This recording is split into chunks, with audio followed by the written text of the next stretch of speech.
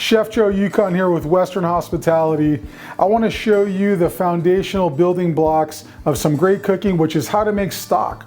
If you can make your own chicken stock at home, you end up with having some wonderful chicken meat that you can use for salads or sandwiches. And then what you have in the pot is this wonderful broth or stock that you can use to make chicken soup, risottos, anything else that you'd want to use liquid for in savory cooking. You would have a wonderful chicken stock available to you. It lasts for a few days in the refrigerator, but even better, you can put it into the freezer for 3 months and have it whenever you're ready. So we have here a 4.5 pound organic whole chicken, all the giblets. We rinsed it off. We're going to put it right here in the pot, and then we're going to move on to making this wonderful chicken stock. So we have our 4.5 pound chicken in our stock pot, and then we want to give it some more flavor. So we're going to add some aromatic vegetables to it. So what we do is we add something called a mirepoix, which is a fancy term for onions, carrots, celery, typically garlic, and ultimately we're going to put in some fresh herbs and some spices just to give it some little extra flavor. So I'm going to take this onion and I'm just going to give it a rough chop. You know, one of the things I get asked a lot is, can you use the peels of the onion? Absolutely. But today we're making a clear chicken stock, and I don't want the onion peels in there because I don't want that extra color. But if I was making a roasted chicken stock, I for sure would leave the skins on there, and I would actually roast the vegetables with the chicken itself. So when you're making a roasted chicken stock versus a non-roasted chicken stock, basically you're going to have, besides the color, it's going to be a deeper, richer flavor when you cook those vegetables and cook the chicken. So here we're putting all the vegetables in uncooked. With the uncooked chicken, we're going for a clear broth. So I put in 1 whole onion. If you'd like to see the exact proportions I like to use for mirepoix, just give me a comment below and I'd love to share it with you. But basically you're going to use fairly equal parts of onion, celery, and carrot.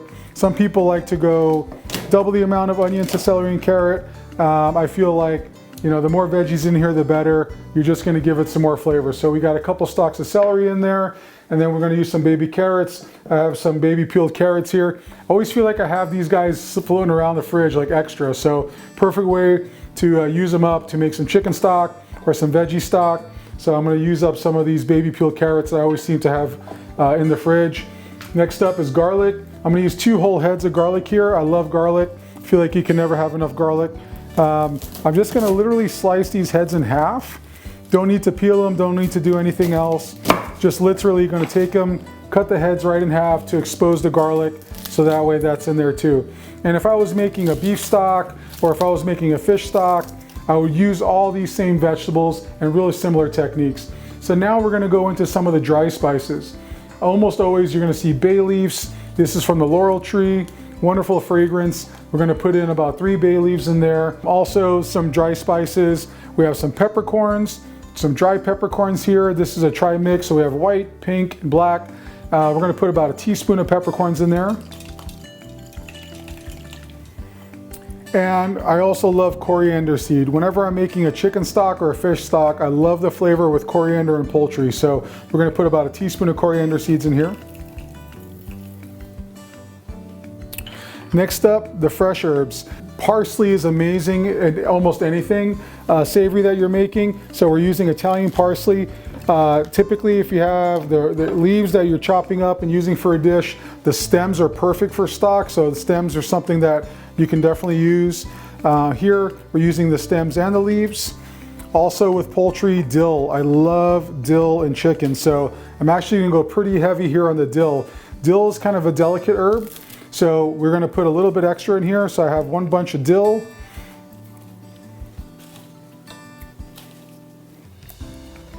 And fresh thyme.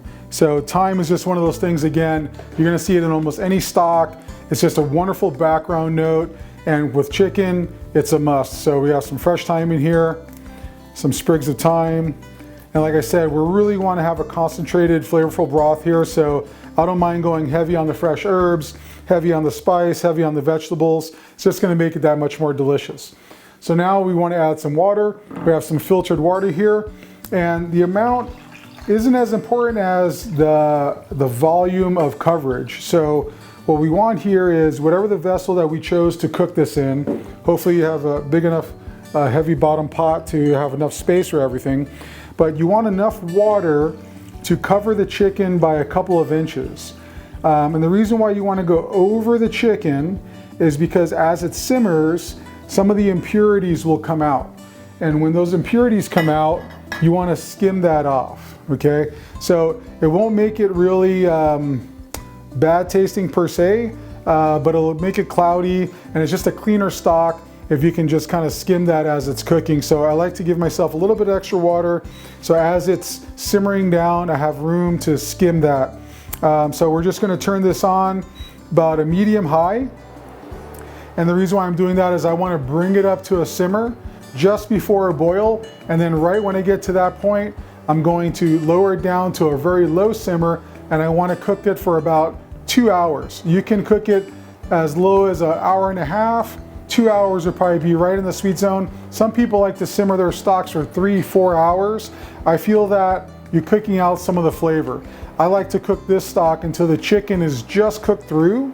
So that would be 165 degrees on a thermometer in the thickest part of the thigh.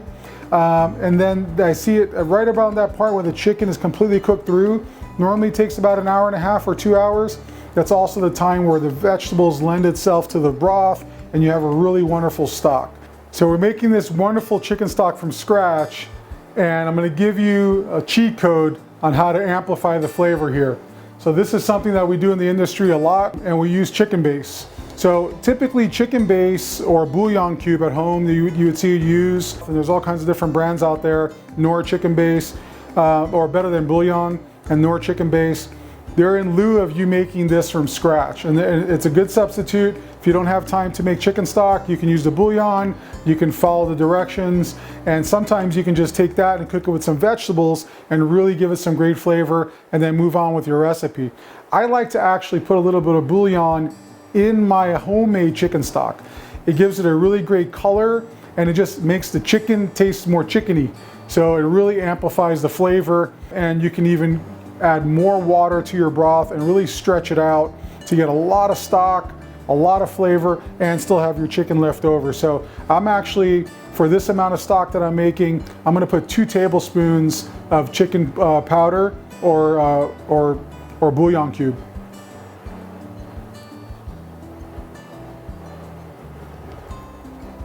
At the time that the chicken is done and you pull it aside and you strain the broth and you have this wonderful broth, you can take that chicken and shred all that meat, and then you'll have that meat to make a chicken salad sandwich, to make a burrito, to do anything that you would like with that chicken meat. So you get a great 2-for-1. You have this wonderful stock and you have all this great chicken that you can use for anything else, sandwiches, salads, whatever you like. It already smells amazing and just started cooking. All that herbaceousness, all those wonderful aromatic vegetables, the chicken's gonna start to poach in there. There's nothing like a great homemade chicken stock to make chicken noodle soup, to make one of your favorite soup bases, to make risotto, or to make this wonderful dish that we're gonna make today called Hareesa, which is from the Assyrian culture. It was one of the dishes I grew up eating as a child that my grandmother used to make right around Christmas time. So I hope you enjoy this chicken stock recipe, and I hope you enjoy the Hareesa.